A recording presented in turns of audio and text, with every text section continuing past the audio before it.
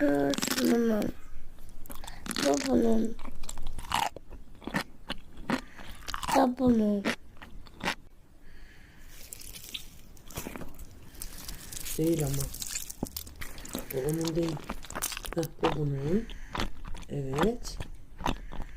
Bence bu onun değil. Bu onun. Doğru mu acaba? Hı. Doğru mu? Hı.